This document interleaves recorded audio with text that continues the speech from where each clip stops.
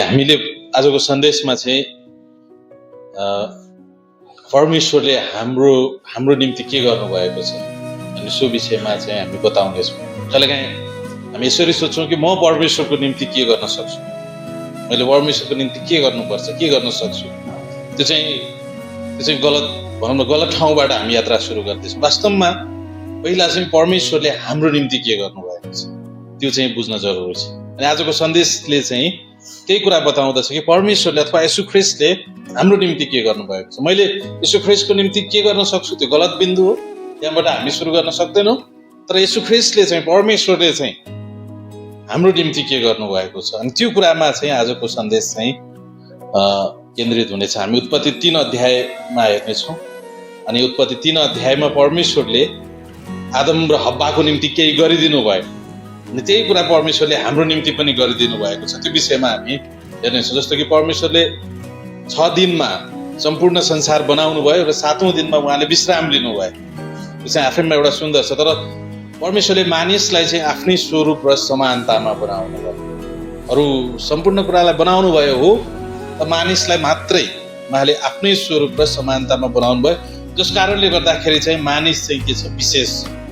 त्यही भएर हामी अरू सम्पूर्ण प्राणी भन्दा चाहिँ फरक छौँ, हामी विशेष छौँ।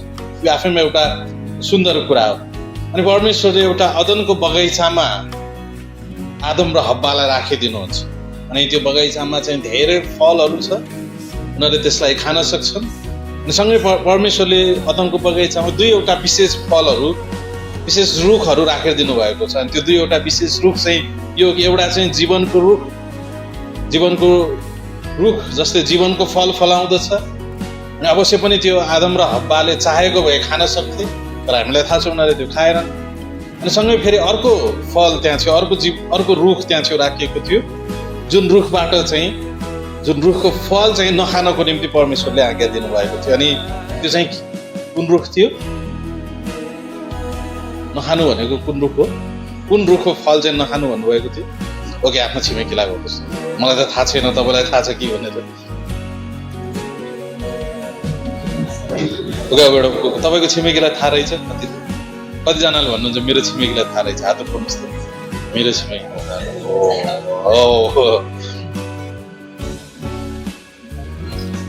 जसले हात उठाउनु भएन तपाईँले आफ्नो छिमेकीको पिटाइ भेट्नुहुन्छ। मैले भनेर पनि तपाईँले हात उठाउनु भएन होइन। तर जे होस्, त्यो चाहिँ असर र खराबको चाहिँ के हो, ज्ञान छुटाउने रुखको फल चाहिँ तिमीहरूले नखानु भन्नुभएको थियो। तर आदम र हव्वाले के गरे? त्यही नै खाए होइन। जुन नखानु भनेको त्यही नै खाए। कहिलेकाहीँ बच्चाहरूलाई त्यो नगर भन्नुहुन्छ, उसले त्यही गरी छाड्छ। भने जस्तै आदम र हव्वाले पनि जे नखानु भनेर भनेको थियो त्यही खाए, जस कारणले गर्दाखेरि उनीहरू पापी भए। उनीहरूको वास्तविकता यो हो कि हामी त्यही आदम र हव्वाका चाहिँ सन्तान हो। संसारमा चाहिँ विभाजन छ, तर बाइबलको वास्तविकता यही हो कि हामी त्यही आदम र हव्वाकै सन्तान हो। अनि हामी पनि पापी छौँ, हामी स्वभावैले पापी छौँ। त्यही भएर हामी आमाको गर्भदेखि नै पापी छौँ। यो चाहिँ एउटा अत्यन्तै वास्तविकता हो। हामी चाहिँ पापी छौँ। आदम र हव्वाले आज्ञा उल्लङ्घन गरे, हामी उनीहरूकै सन्तान हौ र हामी पनि पापी छौँ। अनि यो चाहिँ एउटा वास्तविकता हो। अनि तर परमेश्वरले आदम र हव्वाको निम्ति के गर्नुभयो त्यो जान्नु चाहिँ महत्त्वपूर्ण छ। परमेश्वरले तपाईँ र मेरो निम्ति चाहिँ के गर्नुभयो, हाम्रो निम्ति के गर्नुभयो, हामी परमेश्वरको निम्ति के गर्न सक्छौँ त्यो पछि सोचौँला यदि सोच्नु पर्यो भने। तर परमेश्वरले चाहिँ हाम्रो निम्ति के गर्नुभयो, आज संसारमा हामी हेर्छौँ भने संसारको शिक्षाहरू, संसारका धर्म ग्रन्थहरू, कतिपय धर्महरूले यसरी मानिसहरूको बिचमा चाहिँ भ्रम छरिएको हामी देख्न सक्छौँ कि तिमीले केही गर्नुपर्छ, तिमीले आफूलाई मुक्ति दिनको निम्ति केही गर्नुपर्छ। अनि यो संसारिक प्रणालीमा चाहिँ हामी हेर्छौँ कि शैतानले त्यस्तै किसिमको शिक्षा यहाँ छेउ राखिदिएको छ। मानिसहरू लागि परेका छन् मुक्ति पाउनको निम्ति, यो गर्न अथवा त्यो गर्न, यहाँ जान अथवा त्यहाँ जान। उनीहरूले धेरै प्रकारका मानिसहरूलाई पछ्याउँछन्, धेरै पुस्तकहरू पढ्छन्। कसैले पो डोरौला कि भनेर धेरै मानिसहरूको पछाडि लाग्छन्। कसरी चाहिँ मुक्ति पाउन सकिन्छ, स्वर्ग जान सकिन्छ, मानिसहरू चाहिँ लागि परेको हामी देख्न सक्छौँ। उनीहरू केही गर्न खोजेको, केही गर्नुपर्छ, त्यो शिक्षा चाहिँ संसारमा हाबी भएको हामी देख्न सक्छौँ। तर जब हामी बाइबलमा आउँछौँ भने, जब हामी सत्यमा आउँछौँ भने, अनि यहाँ छेउ हामीले केही गर्ने होइन, तर परमेश्वरले चाहिँ के गर्नुहुन्छ, जे गर्नुपर्ने हो त्यो चाहिँ परमेश्वरले गर्नुभयो। अनि यहाँ छेउ आदम र हव्वाले पाप गर्छन्, त्यसपछि आदम र हव्वाले गर्न सक्ने भनेको के थियो? उनीहरू डराइरहेका थिए, उनीहरू लुकिरहेका थिए, उनीहरूमा ग्लानी आएको थियो। त्यति मात्र होइन, उनीहरूले नेभाराको पात बुनेर चाहिँ आफ्नो लाजलाई चाहिँ ढाक्ने प्रयास गरे, जुन क्षणिक हुन्छ, जुन घाम लागेपछि सुत्छ, अर्को पातको चाहिँ आवश्यकता छ। अनि मानिसको कार्य र प्रणाली चाहिँ त्यो सधैँ रहँदैन। त्यसले एकछिन त्यो टिक्ला, तर त्यो सधैँ टिक्न सक्दैन। मानिसले आफैले आफैलाई मुक्ति दिन सक्दैन। तर परमेश्वरले केही गरिदिनुहुन्छ, विशेष गरेर 3वटा कुराहरू। परमेश्वरले धेरै कुराहरू गरिदिनुहुन्छ आदम र हव्वाले पाप गरे पश्चात, तर त्यो मध्ये 3वटा कुराहरू यहाँ छेउ हामी हेर्नेछौँ। अनि त्यही कुरा परमेश्वरले हाम्रो निम्ति गर्नुभयो। अनि वास्तवमै हामीले परमेश्वरको निम्ति केही गर्न सक्दैन। सबै कुरा चाहिँ परमेश्वरले गर्नुभयो र परमेश्वरले नै गर्नुहुन्छ। अनि सबभन्दा पहिलो कुरा हामी उत्पत्ति 3:15 हामी देख्न सक्छौँ। अनि यहाँ छेउ यस्तो लेखिएको छ, यो चाहिँ सर्प अथवा शैतानलाई भनिएको कुराहरू हो, सुन्दर छ। अनि तेरो र स्त्रीको बीचमा, अनि तेरो सन्तान र त्यसको सन्तान अथवा स्त्रीको सन्तानको बीचमा म दुश्मनी हाल्नेछु, अनि उसले तेरो टाउको कुच्याउनेछ। उसले, यहाँ चाहिँ एउटा व्यक्तिको विषयमा कुरा गरिरहेको छ। अझ इङ्ग्लिसमा हामी हेर्छौँ भने एउटा हि, उसले चाहिँ तेरो शिर चाहिँ कुच्याउनेछ। भन्नुको मतलब के हो? एक दिन संसारमा एउटा यस्तो व्यक्ति आउनुहुन्छ जसले चाहिँ यो शैतानको कार्यलाई चाहिँ नष्ट पार्नुहुन्छ, जसले चाहिँ शैतानको चाहिँ शिर कुच्याउनुहुन्छ। यहाँ छेउ चाहिँ परमेश्वरले आदम र हव्वालाई चाहिँ मसीहको विषयमा प्रतिज्ञा गर्नुहुँदैछ। हो, तिमीहरूले पाप गर्यो, तर त्यहाँ चाहिँ एउटा यस्तो व्यक्ति आउनुहुनेछ। हो, तिमीहरू शैतानको छलमा पर्यो र आफ्नो स्वतन्त्र इच्छाले नै परमेश्वरको आज्ञा उल्लङ्घन गर्यो र पापी भयो र मृत्यु आयो। तर त्यहाँ चाहिँ एउटा यस्तो व्यक्ति आउनेछ जसले यो सम्पूर्ण कुरालाई चाहिँ उल्टाइदिनेछ, जसले चाहिँ यो सम्पूर्ण कुरामाथि विजय हासिल गर्नेछ। त्यसको मतलब के हो? परमेश्वरले यहाँ चाहिँ भन्दै हुनुहुन्छ कि एक दिन येशू ख्रीष्ट आउनुहुन्छ, मसीहा आउनुहुन्छ। अनि अद्भुत कुरा के छ भने उहाँले भन्नुहुन्छ तेरो र त्यस स्त्रीको बीचमा, अनि तेरो सन्तान र त्यसको सन्तान। भन्नुको मतलब स्त्रीको सन्तान। अनि येशू ख्रीष्ट चाहिँ त्यो स्त्रीको सन्तान हुनुहुन्छ। त्यही भएर जब हामी येशू ख्रीष्टको जन्मलाई हामी हेर्छौँ भने उहाँ कन्याद्वारा, कन्या मरियमको कोखमा यस संसारमा आउनुभयो। त्यसद्वारा उहाँले शारीरिक जन्म लिनुभएको हामी देख्न सक्छौँ। त्यो नै उहाँको सुरुवात थिएन, तर उहाँ एउटा परमेश्वर मानव रूप धारण गरेर यस संसारमा आउनुभएको थियो। अनि यसैया 7:14 यसैयाले पनि भविष्यवाणी गर्दछ कि हेर कन्या गर्भवती हुनेछ। त्यो चाहिँ आश्चर्य तरिकाले, त्यो चाहिँ अलौकिक तरिकाले, त्यो चाहिँ परमेश्वरको सामर्थ्यमा, त्यो चाहिँ परमेश्वरको भरमा। अनि एकजनाले मलाई सोध्नु भएको थियो, अनि कन्या पनि गर्भवती हुन जरुरी छ? अनि मैले उहाँलाई भने असम्भव छ, अनि यो हुँदैन। तर एउटा मात्र घटना चाहिँ इतिहासमा हामी भएको देख्न सक्छौँ, त्यो चाहिँ परमेश्वरको पुत्र आउँदाखेरि। अनि वास्तवमा कन्या गर्भधारण हुन सक्छ कि सक्दैन भन्ने कुराहरू होइन। तपाईँ परमेश्वरमा विश्वास गर्नुहुन्छ कि हुन्न? यदि तपाईँ परमेश्वर हुनुहुन्छ भनेर विश्वास गर्नुहुन्छ भने परमेश्वर यस संसारमा आउँदाखेरि हो कन्या गर्भधारण हुन सक्छ। त्यो चाहिँ परमेश्वरले गर्नुहुन्छ। अत्यन्तै साधारण कुरा छ। यहाँ पनि स्त्रीको सन्तान भन्नुको मतलब के हो? येशू ख्रीष्ट चाहिँ स्त्रीको सन्तान अथवा उहाँ पुरुष। हामी सबै चाहिँ हाम्रो बाबु र आमाद्वारा हामी यस संसारमा जन्म लियौँ, तर एउटा यस्तो व्यक्ति आउनुहुनेछ, उहाँ चाहिँ स्त्रीबाट मात्र, एउटा पवित्र रूपमा, एउटा कन्याद्वारा उहाँ यस संसारमा आउनुहुनेछ। अनि त्यो चाहिँ के? उसले चाहिँ, अनि एउटा व्यक्ति, यहाँ चाहिँ परमेश्वरले चाहिँ आदम र हव्वालाई चाहिँ मुक्तिदाताको प्रतिज्ञा गर्दै हुनुहुन्छ।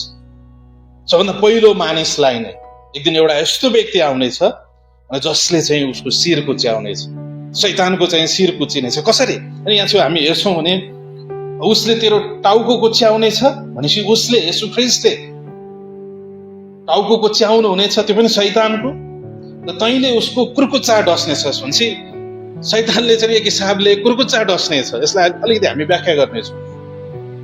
जस्तो कि येशू ख्रीष्ट क्रुसमा टाँगिनु भयो, यो चाहिँ एउटा अद्भुत वास्तविकता हो। वास्तवमा त्यो चाहिँ एक किसिमको चाहिँ सर्पले अथवा शैतानले डस्न खोजे जस्तो।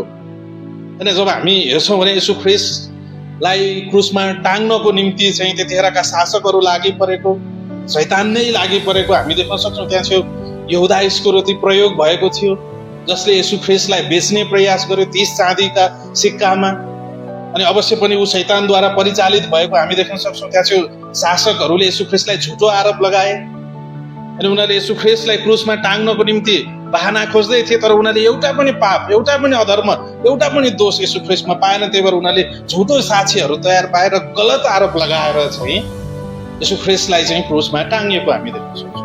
तर त्यो चाहिँ एउटा मुक्तिको अनन्त योजनामा अनि यीशु ख्रीष्ट चाहिँ क्रुसमा एक हिसाबले डस्ने प्रयास गर्यो। अनि शैतानले चाहिँ तपाईँले चित्रित गर्न सक्नुहुन्छ, जब सर्पले चाहिँ कसैको कुर्कुच्चामा डस्छ भने चाहिँ सर्प अवश्य पनि भुइँमा घस्रेर हिँड्छ। अनि त्यसपछि जब उसले कुर्कुच्चामा भनेको अब सबभन्दा तल होइन, हाम्रो खुट्टाको सबभन्दा तल, उसले त्यहाँ छेउ डस्ने प्रयास गर्छ। यो केसमा त्यही छ। सर्पले, शैतानले चाहिँ मसीहको कुर्कुच्चा डस्न खोजेको हामी देख्न सक्छौँ। अनि उसले प्रयास पनि गरेको। र क्रुसको वरपर चाहिँ त्यहाँ छेउ शैतानिक गतिविधि भएको थियो। यहाँ चाहिँ यीशु ख्रीष्ट गेत्सेमनीको बगैँचामा हुनुहुन्छ अनि त्यहाँ छेउ चाहिँ उहाँको रगत र पसिना बगेको हामी देख्न सक्छौँ। त्यो चाहिँ जब कुनै मानिसले सबभन्दा उच्च बिन्दुमा चाहिँ तनावको महसुस गर्छ त्यतिखेर हुने घटना हो। भनेपछि उहाँको वरिपर, क्रुसको वरपर चाहिँ जहाँ छेउ अनन्त मुक्तिको कार्य हुँदै थियो, त्यति शैतानिक गतिविधिहरू भएको हामी देख्न सक्छौँ। अनि वास्तवमा शैतानले चाहिँ कुर्कुच्चो डस्ने प्रयास गर्छ, तर उसले कुर्कुच्चो डस्ने मात्र होइन, उसले पैताला मुनि आफ्नो टाउको राख्दैछ। उसले डस्न खोजेको चाहिँ कुर्कुच्चा हो, तर उसले चाहिँ कुर्कुच्चा मुनि आफ्नो टाउको राख्छ। अनि यीशु ख्रीष्टको कुर्कुच्चा मुनि टाउको राखेपछि के हुन्छ? उसको टाउको कुच्चिन्छ। त्यसको मतलब यो हो कि शैतान चाहिँ अब हारेको छ। यीशु ख्रीष्टले शैतानमाथि, अन्धकारको राज्यमाथि क्रुसमा चाहिँ विजय हासिल गर्नुभयो। जबकि यसो हेर्दाखेरि त्यो चाहिँ हारेको जस्तो थियो, तर सबभन्दा महान विजय चाहिँ क्रुसमा भइरहेको। यीशु ख्रीष्टको क्रुसले नै सम्पूर्ण अन्धकारको राज्यलाई हराएको हामी देख्न सक्छौँ। नभन्दा यीशु ख्रीष्ट स्त्रीको सन्तान भएर, परमेश्वर मानिस भएर यस संसारमा आउनुभयो। त्यति मात्र होइन, उहाँले क्रुसमा टाँगिँदै गर्दाखेरि त्यो शैतानको कुर्कुच्चो, शैतानको शिर पनि उहाँले कुच्याइदिनु भयो।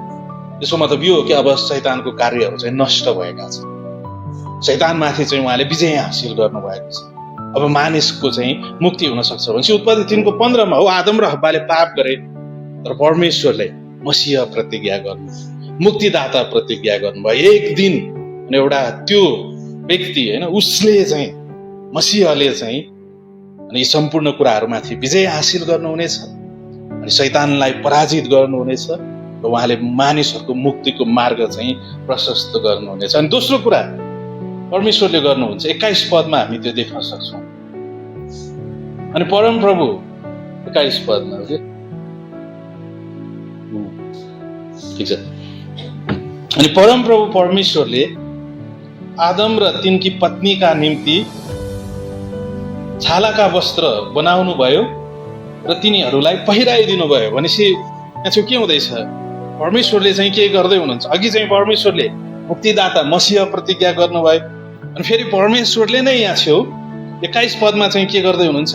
उहाँले आदम र हव्वाको निम्ति छालाको वस्त्र बनाउनुहुन्छ अनि उहाँले चाहिँ लगाइदिनुहुन्छ। त्यो चाहिँ परमेश्वरले गर्दै हुनुहुन्छ। त्यही भएर आजको सन्देश त्यही हो कि परमेश्वरले चाहिँ हामीलाई हाम्रो निम्ति के गरिदिनु भएको छ त्यो चाहिँ विश्वासीले जान्न जरुरी छ। मैले परमेश्वरको निम्ति के गर्न सक्छु भन्दा पनि परमेश्वरले चाहिँ मेरो निम्ति के गर्नु भएको छ त्यो चाहिँ विश्वासीले जान्न जरुरी छ। त्यो चाहिँ महत्त्वपूर्ण कुरा हो। बिर्सिदिनुहोस्, म परमेश्वरको निम्ति केही गर्नुपर्छ कि मैले यीशु ख्रीष्टको त्यो मुक्तिको क्रुसको कार्यलाई तिर्नको निम्ति मैले केही गर्नुपर्छ कि, त्यतातिर हामीले सोच्न जरुरी छैन। तर उहाँले चाहिँ के गर्नुभयो त्यो कुरा चाहिँ विश्वासीले बुझेको चाहनुहुन्छ। अनि यहाँ छु आदम र हव्वालाई परमेश्वरले जे गर्नुभयो त्यो हामीलाई पनि गर्नुभयो।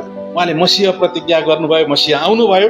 अनि यहाँ छु परमेश्वर स्वयंले, परमप्रभु परमेश्वरले आदम र हव्वाको निम्ति छालाको वस्त्र तयार पार्नु। त्यसको मतलब के हो? छालाको वस्त्र तयार पार्नुभन्दा अगाडि त्यहाँ छु कुनै त्यो जनावर चाहिँ अथवा थुमा चाहिँ बलिदान हुन आवश्यकता छ। भन्नुको मतलब के हो? परमेश्वरले यहाँ चाहिँ एउटा थुमा बलिदान गर्नुभयो अनि त्यो थुमाको छाला चाहिँ आदम र हव्वालाई चाहिँ लगाइदिनु भयो। यसले चाहिँ यीशु ख्रीष्टको कार्यलाई चित्रित गर्दछ कि यहाँ छु आदम र हव्वाले पाप गरिदिए, कोही त बलिदान हुन जरुरी छ, कसैले त यसको मूल्य चुकाउन जरुरी छ, कसैले त यो तिरिदिन जरुरी छ, कसैले त यो पाप दिन जरुरी छ। आदम र हव्वा आफैले आफैलाई ढाक्न सक्दैन। उनीहरूले प्रयास गरिसके पापले चाहिँ आफ्नो नाङ्गोपना ढाक्नको निम्ति, तर त्यो सधैँ सम्भव हुँदैन। त्यो एकछिनपछि घाम लाग्छ र सुकेर जान्छ। तर यहाँ चाहिँ एउटा यस्तो छालाको वस्त्र उहाँले तयार पार्दै हुनुहुन्छ जसले चाहिँ उनीहरूलाई ढाक्दछ। यो चाहिँ येशू ख्रीष्टको चाहिँ चित्रित गरेको हामी पाउँछ। कसैले त तिमीलाई ढाक्न जरुरी छ, तिमी पापी छौ, कसैले त तिमीलाई ढाक्न जरुरी छ, कसैले त तिरिदिन जरुरी छ। अनि एकचोटि हामीले यहाँ छेउ भनेका थियौँ कि यदि मेरो साथीले मेरो मोटरसाइकल लानुभयो अनि त्यसपछि उहाँले दुर्घटना गराइदिनु भयो, बाइक बिग्रियो, अब त्यो बाइक बनाउन जरुरी छ, कसैले त तिर्नुपर्छ। अनि मेरो साथीले जसले मेरो बाइक ठोकिदिनु भयो उहाँले चाहिँ भन्नुहुन्छ तिम्रो बाइकमा ब्रेकै रहन्छ, त्यही भएर दुर्घटना भयो, आफै बनाऊ।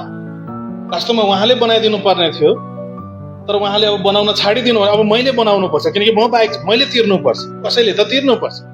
यदि मैले तिरेन भने पनि इन्सुरेन्स कम्पनीले त तिर्नुपर्छ, कसैले त्यो तिर्नु पर्दछ। यहाँ छेउ पनि आदम र हव्वा पापी छन्, कसैले त केही गर्न जरुरी छ। अनि आदम र हव्वाले केही पनि गर्न सक्दैनन् आफ्नो पाप ढाक्नको निम्ति, उनीहरूको पाप क्षमा हुनको निम्ति। मानव जाति चाहिँ यसरी पापी छ कि मानिसले जतिसुकै प्रयास गरोस् उसले आफैलाई बचाउन सक्दैन। परमेश्वरले केही गरिदिन जरुरी छ।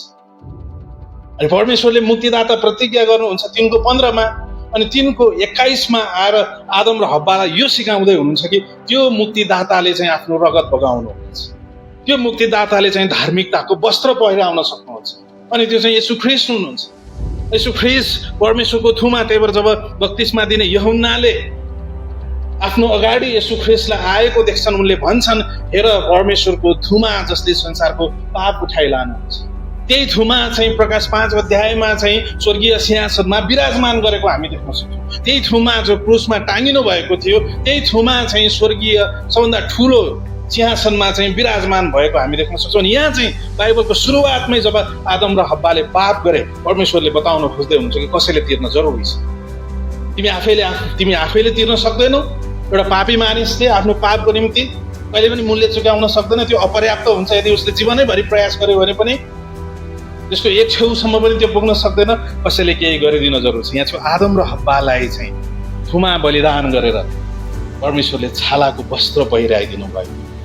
अनि त्यही कुरा येशू ख्रीष्ट आउनुभयो त्यसको मूल्य चुकाउनको निम्ति।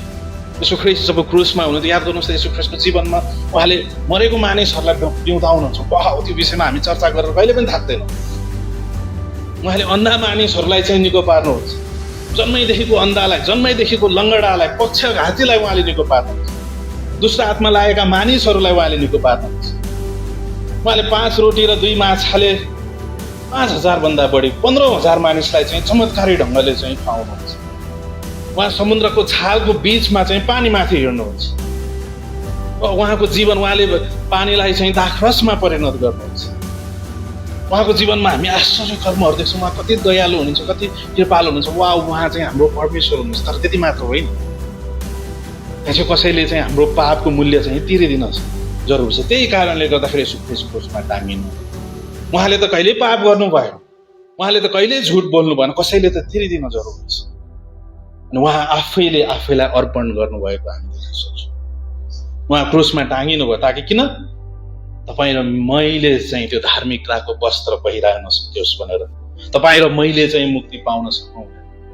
उहाँले किन झुटो आरोप लाग्दाखेरि पनि क्रुसमा आफ्नो मुख खोल्नु भयो, उहाँले प्रमाणित गरिदिन सक्नुहुन्थ्यो। उहाँलाई झुटो आरोप लाग्दै गर्दाखेरि यो व्यक्तिहरूले झुट बोल्दैछ, तर उहाँले केही पनि बोल्नु भएन। क्रुसको घटनामा हामी हेर्छौँ भने उहाँलाई गलत आरोप लाग्दाखेरि उहाँ चुपचाप बस्नु भएको हामी देख्न सक्छौँ।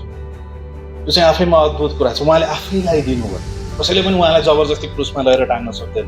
परमेश्वरको अनन्त योजनामा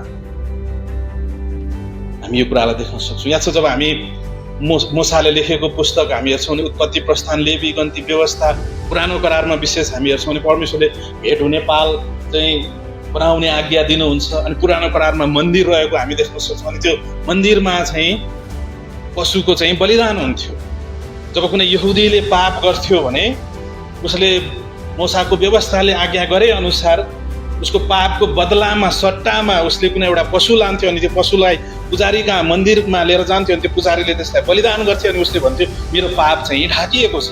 परमेश्वरले यहुदी जातिहरूलाई सिकाउँदै हुनुहुन्छ र सारा संसारलाई सिकाउँदै हुनुहुन्छ कि मूल्य चुकाउन जरुरी छ।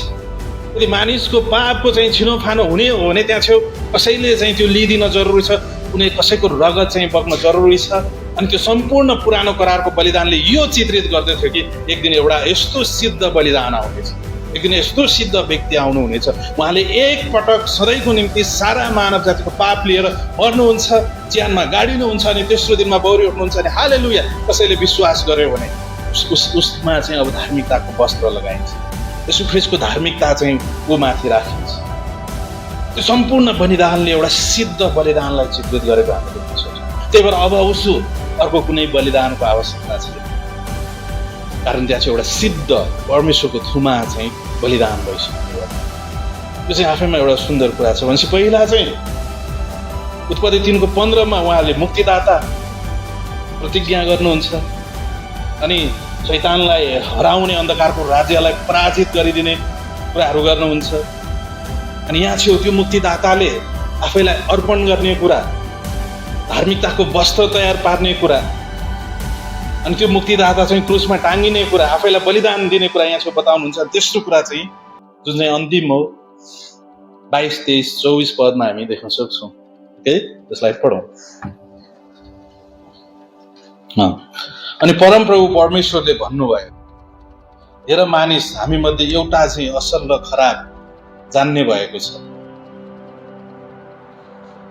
अनि अब यसले कहीँ आफ्नो हात बढाउला र जीवनको रुखबाट पनि फल टिपेर खाला कि अनि सदा सर्वदा जीवित रहला। यसकारण जुन भूमिबाट तिनी निकालिएका थिए त्यसलाई खनजोत गर्न भनी परमप्रभु परमेश्वरले तिनलाई अदमको बगैँचाबाट बाहिर निकालिदिनु भयो। मलाई कस्तो अप्ठ्यारो लाग्छ नि, कस्तो परमेश्वरले बाहिर निकालिदिएको होला होइन, किन त्यहाँ बस्न नदिएको होला। अनि 24 पदमा अनि उहाँले आदमलाई धपाइदिनु भयो, निकालिदिनु भयो, त्यसपछि धपाइदिनु भयो।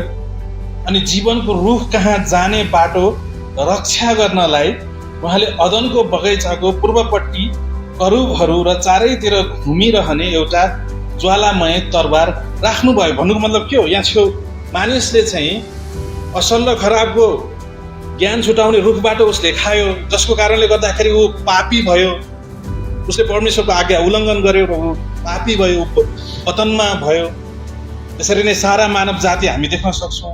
अनि सँगै फेरि यहाँ छेउ परमेश्वरले चाहिँ त्यो जीवनको रुखबाट पनि नखाओस् भनेर यहाँ छेउ करुबहरू राखिदिनु भयो। अनि परमेश्वरले के गर्नुभयो, यदि उनीहरूले असल र खराबको ज्ञानको रुखबाट खाएको कारणले गर्दाखेरि उनीहरू पापी भए अनि उनीहरूले तुरुन्तै फेरि गएर जीवनको रुखबाट खाएको भए उनीहरू अनन्तको निम्ति पापी हुने। कारण किन, जब हामी स्वर्गदूतहरूलाई देख्छौँ भने परमेश्वरले एउटा समयमा स्वर्गदूत बनाउनु भयो। अनि स्वर्गदूतमा पनि दुई प्रकारको हामी देख्न सक्छौँ, एउटा चुनिएका स्वर्गदूत, एउटा चाहिँ पतित स्वर्गदूत। अनि पतित स्वर्गदूतहरू भनेका यो हुन् कि जसले लुसिफरको नेतृत्वमा, जो चाहिँ शैतान हो, 1/3 स्वर्गदूतले लुसिफरको नेतृत्वमा परमेश्वरको विरुद्ध गएको हामी देख्न सक्छौँ। अनि त्यहाँ छेउ चुनिएका स्वर्गदूतहरू हामी भन्छौँ, उनीहरूले छनौट गरे कि हामी परमेश्वरको निम्ति परमेश्वरको सदा सर्वदा चाहिँ सेवा गर्नेछौँ, त्यसलाई हामी चुनिएको स्वर्गदूत भन्न सक्छौँ। उनीहरूले एकपटक सधैँको निम्ति चुनेको हामी देख्न सक्छौँ। अनि यहाँ छेउ शैतानसँगै अरू पतित स्वर्गदूतहरूले पनि एकपटक सधैँको निम्ति छनौट गरेको हामी देख्न सक्छौँ। त्यही भएर उनीहरू पतित स्वर्गदूतहरू भन्छौँ हामी। अनि उनीहरू चाहिँ शैतान त्यसको हाकिम हो र त्यसपछि दुष्ट आत्माहरू चाहिँ ती पतित स्वर्गदूतहरू भएको हामी देख्न सक्छौँ। उनीहरू चाहिँ शैतान र दुष्ट आत्माहरू चाहिँ अनन्तको निम्ति चाहिँ छुटकारा दिन नसक्ने अवस्थामा पुगेको हामी देख्न सक्छौँ। त्यही भएर उनीहरू चाहिँ नरकमा हुनेछ। वास्तवमा परमेश्वरले नरक चाहिँ मानिसको निम्ति बनाउनु भएको होइन, नरक चाहिँ यी पतित स्वर्गदूतहरूको निम्ति बनाउनु भएको। अनि जब हामी प्रकाशको पुस्तकमा अध्ययन गर्छौँ भने अन्तिममा उनीहरू हुनेछन्, सँगै फेरि अविश्वासीहरू पनि हुनेछन्। अनि अविश्वासीहरू हुनु चाहिँ एउटा दुःख लाग्दो कुरा हो, तर त्यो एउटा वास्तविकता। त्यसरी नै मानिसले असल र खराबको ज्ञान छुटाउने रुखको फलबाट खायो र ऊ पापी भयो र उसले यदि परमेश्वरले जीवनको रुखबाट पनि खान दिनुभएको भए उनीहरू अनन्त रूपमा पापी हुने थिए र उनीहरूलाई मुक्ति दिन सकिने थिएन, उनीहरूलाई छुटकारा दिन सकिने थिएन। तर परमेश्वरले के गर्नुभयो, मानिसको मुक्ति चाहिँ यहाँ छेउ रक्षा गर्नुभयो। उहाँले जीवनको रुखसँग जाने बाटोमा चाहिँ स्वर्गदूत राखिदिनु भयो र मानिसलाई चाहिँ मुक्तिको बाटो उहाँले तयार पार्नुभयो, ताकि मानिस चाहिँ अनन्त रूपमा चाहिँ ऊ पापी नहोस्।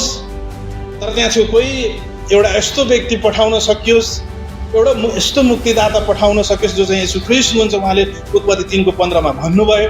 अनि त्यो मुक्तिदाताले आफैलाई बलिदान दिन सकोस्, त्यो चाहिँ उत्पत्ति 3को 21 प्रतिज्ञा गर्नुभयो। अनि त्यो मुक्तिदाता जब क्रुसमा उहाँ टाँगिनुहुन्छ अनि जब उहाँ मर्नुहुन्छ अनि त्यो मृत्युमा चाहिँ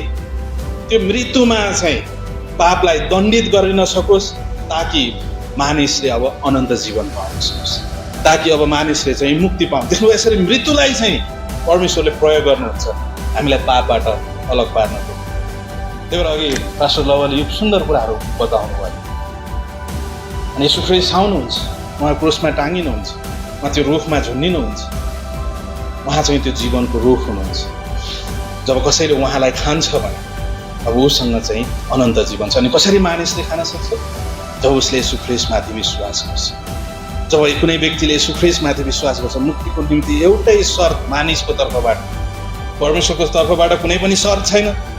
उहाँले यो मुक्ति सबैको निम्ति क्रुसमा उपलब्ध गराउनु भएको छ। त मानिसको तर्फबाट एउटै शर्त भनेको यीशु ख्रीष्टमाथि विश्वास गर्नु।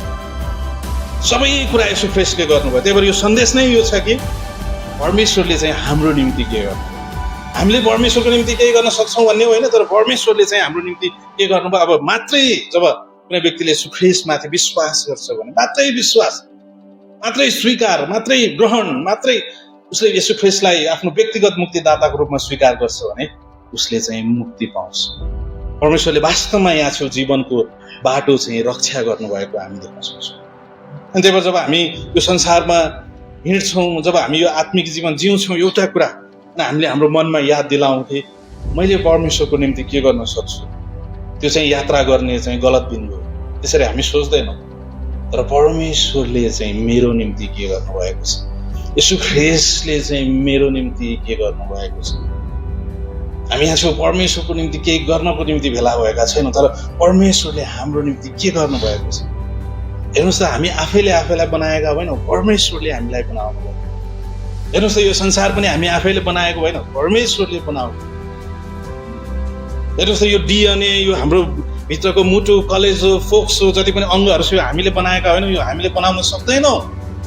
यो सबै चाहिँ परमेश्वरले गर्नुभएको। अनि मुक्तिको कार्य पनि त्यही हो कि सबै परमेश्वरले नै गर्नुभयो।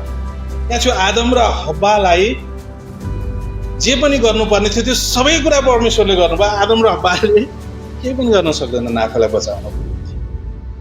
अनि आज यो संसारमा पनि शैतानले छल यहाँ छेउ राखेको छ, मानिसहरू मुक्ति पाउन के गर्नुपर्छ, कहाँ गयो भने चाहिँ मुक्ति पाइन्छ, यहाँ गएर मुक्ति पाइन्छ कि त्यहाँ गएर मुक्ति पाइन्छ कि त्यहाँ गएर मुक्ति पाइन्छ कि यो पुस्तक पढेर मुक्ति पाइन्छ कि त्यो पुस्तक पढेर मुक्ति पाइन्छ कि उनीहरू लागि परेका छन्।